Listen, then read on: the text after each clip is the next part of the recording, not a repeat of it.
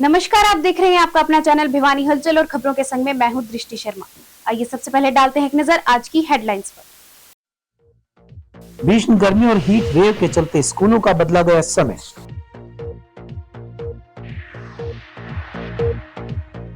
देश में फिर आने लगे कोरोना के मामले, स्वास्थ्य विभाग हुआ अलर्ट। भीषण गर्मी से निपटने के लिए स्वास्थ्य केंद्रों पर बनाए गए हाइपोथर्मिया रूम्स। 41 दिवसीय अढ़ाई कोशी परिक्रमा का हुआ समापन, श्रद्धालुओं ने जाना 12 दरवाजों का इतिहास।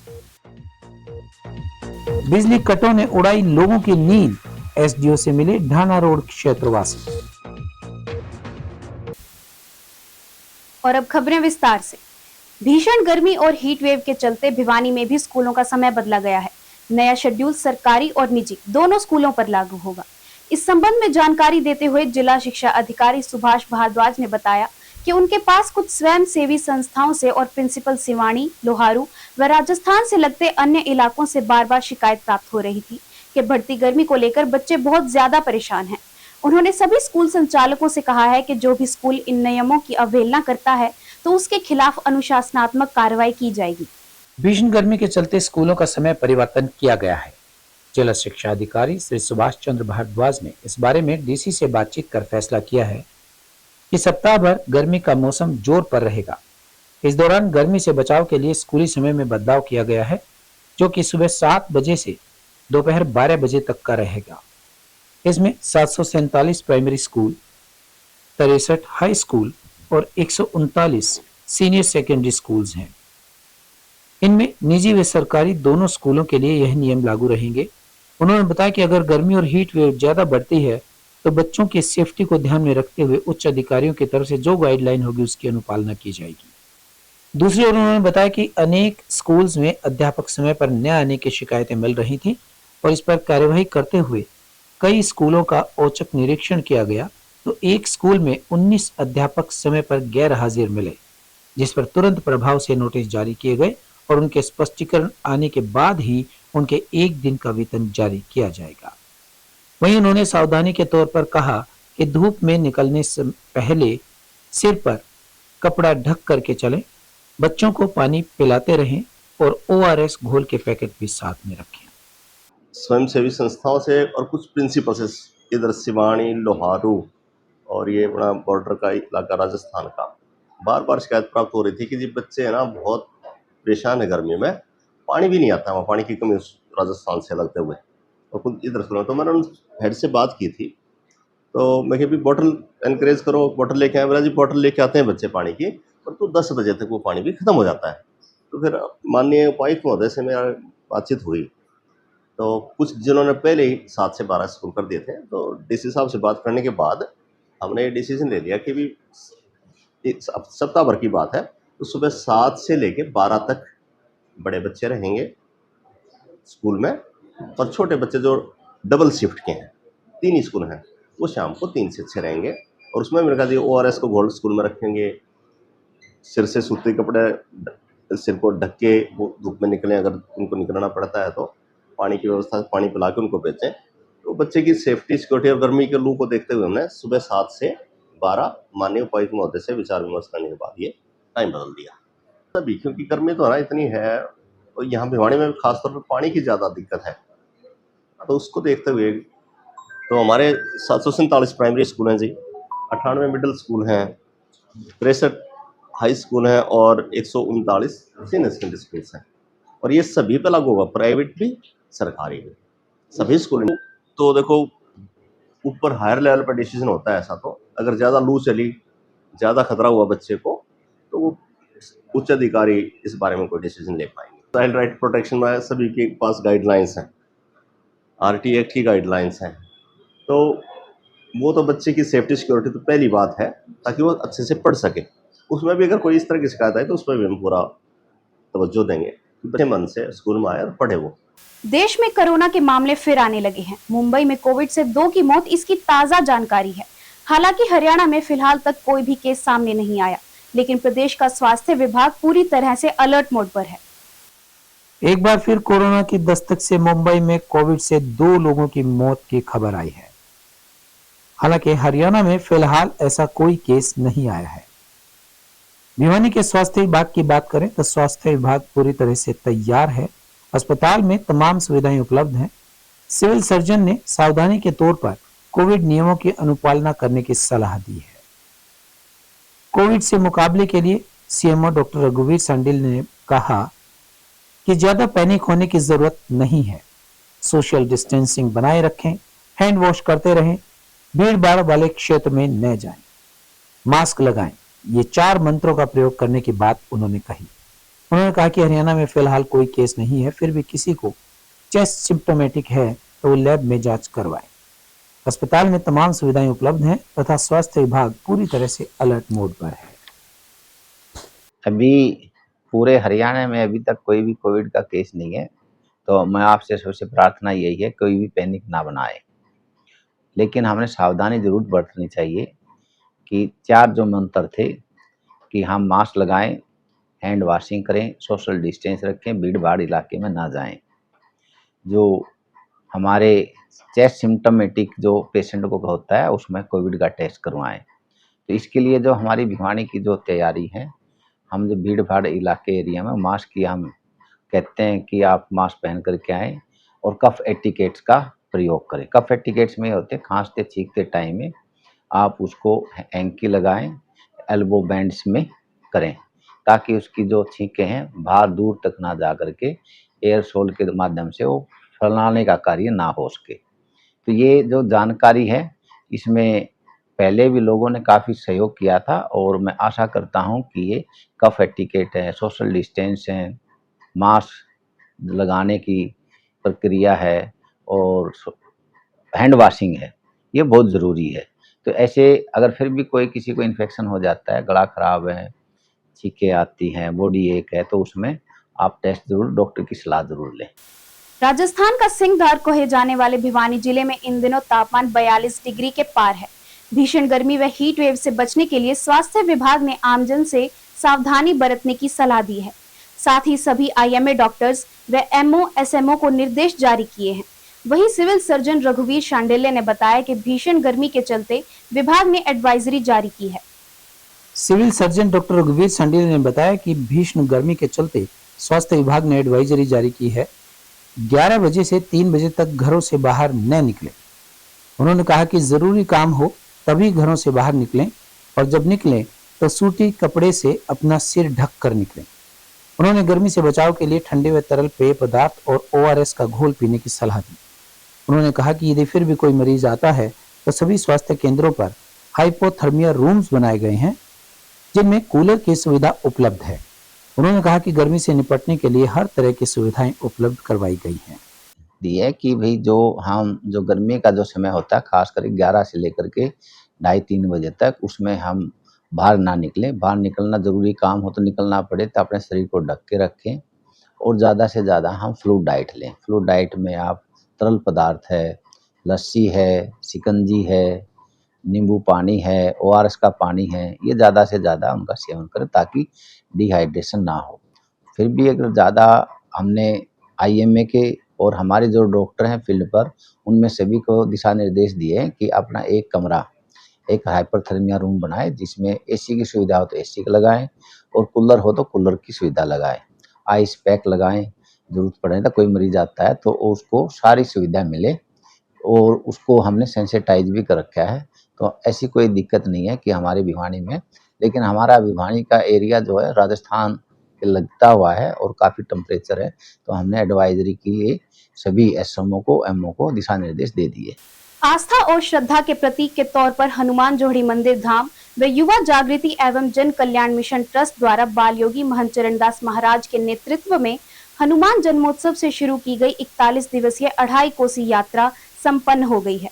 परिक्रमा के समापन पर हनुमान जोड़ी मंदिर के महंत चरणदास महाराज ने बताया कि वृंदावन, मथुरा और बरसाना जैसी विभिन्न धार्मिक नगरी में निकाली जाने वाली कोसी परिक्रमा की तर्ज पर छोटी काशी में भी 41 दिवसीय 2.5 कोसी परिक्रमा का आयोजन किया गया था। हनुमान जोड़ी मंदिर धाम व युवा जागृति एवं जन कल्याण मिशन ट्रस्ट द्वारा बाल योगी महंत चरणदास महाराज के नेतृत्व में 41 दिवसीय यात्रा में रोजाना सुबह शहर की परिक्रमा लगाने वाले श्रद्धालुओं का सम्मान किया गया तथा इस परिक्रमा के उद्देश्य एवं महत्व को विस्तार से बताया गया। परिक्रमा के समापन पर श्रद्धालुओं का भारी उत्साह एवं श्रद्धा देखने को मिली। महाराज चरणदास महाराज ने बताया कि परिक्रमा के दौरान शहर के सभी 12 ऐतिहासिक दरवाजों सहित छोटी काशी के विभिन्न मंदिरों के बारे में जानकारी हासिल की गई, जिससे वातावरण पूरी तरह से आध्यात्मिक रहा। महंत चरणदास महाराज ने बताया कि अढ़ाई कोसी परिक्रमा के दौरान सभी भक्तों ने भगवान परशुराम जन्मोत्सव मनाया, भगवान नरसिंह जन्मोत्सव मनाया, वीर शिरोमणि महाराणा प्रताप की जयंती मनाई और सेना के सम्मान में कार्यक्रम का आयोजन किया। उन्होंने कहा कि अढ़ाई कोसी परिक्रमा का उद्देश्य केवल धार्मिक नहीं बल्कि सामाजिक, सांस्कृतिक और जागरूकता का भी था, जो कि न केवल एक धार्मिक अनुष्ठान था बल्कि यह हमारी परंपरा, संस्कृति और सामाजिक एकता का जीवंत प्रतीक भी बनी। उन्होंने कहा कि इस परिक्रमा के माध्यम से श्रद्धालुओं को आत्मचिंतन, संयम और भक्ति की अनुभूति होती है। जो पावन और परम हमें सानिध्य मिला, उस 41 दिन तक उनकी कृपा से, उनकी प्रेरणा से यात्रा रही और आज 41 दिवसीय जो हमारी यात्रा का विश्राम है, 25 मई से दोबारा से 101 दिन के लिए यात्रा फिर हम शुरू करेंगे। तो एक बार इसको विश्राम देना भी ज़रूरी था। हमने भगवान हनुमान जी से 41 दिनों में जो जो हमारे संकट आए हैं, चाहे वो देश के सामने आए हों, प्रदेश के सामने आए हों, उनके लिए हमने कामना की और संकट के बादल भी जल्दी छटे। क्योंकि पिछले शनिवार को जब संकट सही उसमें था, युद्ध का जो समय था, उसमें हमने भगवान से प्रार्थना की। शनिवार के दिन हमने सवामणि लगा करके और सैकड़ों लोगों ने कामना की और वो कामना हमारी सफल हुई, हमारी सुनवाई हुई, हमारी अर्जी लगी। 5:15 बजे युद्ध विराम हुआ और ये मानता हूँ कि मैं कहेंगे हनुमान जी हमारे सहायक हैं, हमारे ऊपर सानिध्य इनका रहता है, हमारी कृपा इनकी बरसती है। तो कृपा देश और प्रदेशवासियों बनी रहे, ऐसी मैं कामना करता हूँ। आज भी हमने कामना की है और उनका एक तरह से धन्यवाद किया है कि हनुमान जी आपने जो युद्ध की जो विभीषिका थी उससे निकाला है देश को, क्योंकि युद्ध से नुकसान ही होना था, आमजन को नुकसान होना था, हमारे सैनिकों को नुकसान होना था, सेना का नुकसान होना था, सब लोगों का कहीं न कहीं नुकसान था उसमें। और नुकसान हम इतना ज़्यादा सहन नहीं कर सके और देश में विकास और देश में इस प्रकार की गति चलती रहे, देश में शांति समृद्धि बनी रहे, देश के हालात बढ़िया रहें, ताकि हर आदमी उसमें कहीं न कहीं अपनी प्रेरणा, पूजा, प्रार्थना हनुमान जी से करता रहे। गर्मी के मौसम में शहर के क्षेत्रवासी इन दिनों मूलभूत सुविधाओं को तरस रहे हैं। इसी कड़ी में हनुमान गेट, शांति नगर व ढाणा रोड स्थित क्षेत्रवासी बिजली कटों से परेशान होकर निगम के एसडीओ कार्यालय पहुंचे तथा उन्होंने अपने क्षेत्र की बिजली को शहरी लाइन से जोड़कर 24 घंटे बिजली मुहैया करवाने की मांग की है। वहीं एसडीआई रजनीश तिवारी ने समस्या के समाधान के लिए 1 महीने का समय मांगा, लेकिन लोग नाखुश दिखाई दिए। उनका कहना था कि 1 माह से समाधान नहीं हुआ तो मामला सीएम विंडो तक जाएगा। बिजली निगम के एसडीओ रजनीश तिवारी ने बताया कि सरकार के निर्देशानुसार शहर के ढाणी जैसे एरियो में 8 घंटे बिजली सप्लाई जरूरी है। उन्होंने कहा कि 8 घंटे सिंगल फेस व 8 घंटे 3 फेस की बिजली मिल रही है। उन्होंने बताया कि ढाणा रोड क्षेत्रवासी शहरी लाइन से जोड़कर 24 घंटे बिजली मुहैया करवाने की मांग को लेकर के आए थे, लेकिन निगम के रूल के अनुसार जो होगा और शर्तों की पालना करते हुए शहरी लाइन के क्षेत्र से जोड़ा जाएगा, जिसके लिए 1 माह का समय मांगा गया है। वहीं कोट ढाणा रोड ऑयल मिल बस्ती के सामने से समस्या लेकर पहुंचे लोग नाराज दिखाई दिए। उनका कहना था कि 8 घंटे बिजली मिलती है, उसमें भी बार बार कट लग जाते हैं, जिससे बच्चे, नौजवान, बुजुर्ग सभी परेशान हैं। साथ लगते शहरी क्षेत्र में बिजली रहती है। उन्होंने कहा कि बार बार समस्या से अवगत करवाया गया है, लेकिन कोई समाधान नहीं निकला। उन्होंने कड़े शब्दों में कहा कि जल्द ही बिजली मुहैया नहीं करवाई गई तो बिजली मंत्री से लेकर सीएम विंडो तक मामले को लेकर जाएंगे। मेरा नाम पूनम है जी। ऑयल मिल के सामने बस्ती से आए हैं और वहाँ पे लाइट की बहुत कट रहता है, लाइट नहीं रहती। उन्होंने 1 महीने का नाम लिया है, बार 2-3 बार आ चुके हैं हम। अब ये पता नहीं कि समाधान होगा कि आगे फिर आना पड़ेगा। हमारे दिक्कत है बिजली की। हम कोट रोड से आए हैं तो वहाँ 24 घंटे की बजाय गांव के ढाणा रोड लाइन है उससे जुड़ी हुई है, तो 8 घंटे बिजली आती है, कदे आवर कदे नहीं आती। तो ये हम बार बार मतलब अधिकारी को मिल लिए, आश्वासन दे देते हैं, उसका कोई समाधान नहीं हो। आज लग तो होया नहीं है, अब दोबारा फिर आए हैं। अगर नहीं होया तो हम मंत्री से भी मिलेंगे और डीसी को भी मिलेंगे और एससी से भी बात करेंगे। फिर भी नहीं होया तो सीम विंडो में भी लगाएंगे। तो सरकार के हिदायत है भाई जो शहर की बिजली होनी चाहिए सभी, तो 150-200 घर हों वहाँ, तो 150-200 घर में मतलब बच्चे छोटे छोटे भी हैं, बूढ़े भी हैं, पड़े पड़े हाय हाय करी जाओ रात दिन। तो बार बार मिलने के बाद हमारे जो आश्वासन दिया जाता है उसको कोई समाधान नहीं। श्योर में हम नहीं पूछ पाए, थोड़ा लेट हो गए, पता भी नहीं था गणा है। तो SDO साहब ने ये कहा भाई मैं महीना 20 दिन में करूँगा, तो इससे हम खुश नहीं है। हम कोशिश चाहते हैं भाई अधिकारी से SC से मिला या एक्शन से मिला, अगर फिर भी नहीं होया तो कोई ना कोई और कदम उठाएंगे।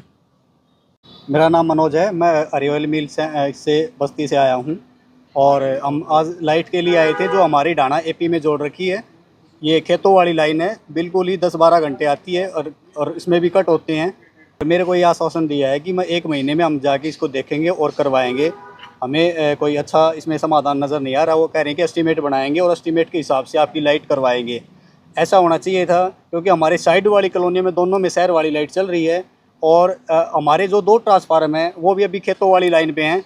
और जब फसल कटती है जब तो 1 महीना ही नहीं आती लाइट बिल्कुल भी, दिन में तो 1 घंटे भी नहीं देते और अब भी रातों रात कट लगते हैं और छोटे बच्चे हैं वो भी परेशान हैं। यहाँ तक कि जो कुछ ई-रिक्शा वाले हैं उनकी बैटरी भी चार्ज नहीं होती, वो काम भी नहीं कर सकते जाके शहर में जाके, क्योंकि बैटरी नहीं चार्ज होएगी उसकी। तो ये भी है, और बड़े बुजुर्ग भी और महिलाएं भी और बच्चे भी सभी परेशान हैं। हम ये चाह रहे हैं कि हमारी लाइन को शहर वाली लाइन में जोड़ा जाए, और ताकि ये जो बच्चों वाली समस्या है और भी जो समस्या है इससे कि हमें छुटकारा। अपने जो हनुमान गेट साइड में जो अपने ये पड़ता है, वो जो एरिया अपना शांति नगर और उससे आगे के जितने लोग हैं डाणा रोड उस साइड रहते हैं। इधर नियरेस्ट लाइन जो है सरकार की गाइडलाइन है कि जो भी कोई ढाणी टाइप में हो या शहर में जो मतलब थोड़े छोटे छोटे घर हैं तो उसमें यही है कि नियरेस्ट फीडर AP होना चाहिए। AP पे पैट होना चाहिए। तो पैट में यही होता है कि आपको 8 घंटे 3 फेज की सप्लाई मिलती है, 8 घंटे सिंगल फेज। इनको ऑलरेडी 16 घंटे की सप्लाई मिल रही है, बट ये अभी ये चाहते हैं 16 की जगह इनको 24 घंटे की सप्लाई मिले। जो नियरेस्ट फीडर हो अर्बन एरिया का है उससे जोड़ के इनको 24 घंटे की सप्लाई मिले। तो मैंने इनसे यही कहा है कि हम साइट की फिजिबिलिटी एक बार चेक करेंगे। मेरे से आज मिले हैं तो मैं एक बार साइट पे जाकर चेक कर लूँगा कि क्या वो फिजिबल है कि नहीं है, क्योंकि अर्बन फीडर को एक्सटेंड करने के लिए अप्रूवल आती है और पैसे भरने पड़ते हैं। तो वो चीज़ एक बार फिजिबिलिटी चेक करने के बाद ही हम बता पाएंगे कि इनको जैसे जो इनका समाधान है, अगर प्रॉपर एज पर निगम रूल हुआ तो 1 महीने के अंदर अंदर इनको जो 24 घंटे वाली है वो करा देंगे, जो एज पर निगम रूल जो भी इनके शर्त है उसको पालन करते हैं। और अब चलते चलते यह संभावना कि पाकिस्तान साइबर हमलों के माध्यम से भारत की डिजिटल और राष्ट्रीय सुरक्षा को कमजोर करने की कोशिश कर सकता है। पाकिस्तान से संभावित साइबर हमले विभिन्न रूपों में हो सकते हैं। हैकर्स फर्जी ईमेल्स, व्हाट्सएप संदेश या सोशल मीडिया लिंक्स के माध्यम से उपयोगकर्ताओं को धोखा दे सकते हैं। ये लिंक्स मैलवेयर डाउनलोड कर सकते हैं या संवेदनशील जानकारी जैसे पासवर्ड और बैंक विवरण चुरा सकते हैं। पहलगाम हमले के बाद पाकिस्तानी हैकर्स ने फर्जी ईमेल्स के जरिए भारतीय सेना की गतिविधियों की जानकारी हासिल करने की कोशिश की थी। वेबसाइट डिफेसमेंट यह एक सामान्य रणनीति है जिसमें हैकर्स किसी वेबसाइट के होम पेज को बदल देते हैं और उस पर प्रचार सामग्री जैसे पाकिस्तानी झंडे या भड़काऊ संदेश प्रदर्शित करते हैं। आर्मर्ड व्हीकल निगम लिमिटेड की वेबसाइट को डिफेस करना का हालिया मामला इसका उदाहरण है। डेटा चोरी करना, संवेदनशील जानकारी जैसे रक्षा कर्मियों के लॉगिन क्रेडेंशियल्स या राष्ट्रीय सुरक्षा से संबंधित दस्तावेज चुराने की कोशिशें हो सकती हैं। पाकिस्तान साइबर फोर्स ने दावा किया कि उसने सैन्य इंजीनियरिंग सेवा के डेटा तक पहुंच बनाई है। डिस्ट्रीब्यूट्स डिनाइल ऑफ सर्विस, इन हमलों में हैकर्स किसी वेबसाइट या सर्वर को अनगिनत अनुरोधों के साथ ओवरलोड कर देते हैं जिससे वह डाउन हो जाता है। रैंसमवेयर यह एक ऐसा हमला है जिसमें हैकर्स डेटा को एनक्रिप्ट कर देते हैं और उसे अनलॉक करने के लिए फिरौती मांगते हैं। वैश्विक स्तर पर रैंसमवेयर हमलों ने अरबों डॉलर का नुकसान किया है।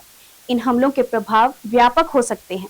भारत की साइबर सुरक्षा की स्थिति पर गौर करें तो भारत ने हाल के वर्षों में अपनी साइबर सुरक्षा को मजबूत करने के लिए कई कदम उठाए हैं। और अब जाने से पहले एक नजर आज की हेडलाइंस पर। भीषण गर्मी और हीट वेव के चलते स्कूलों का बदला गया समय।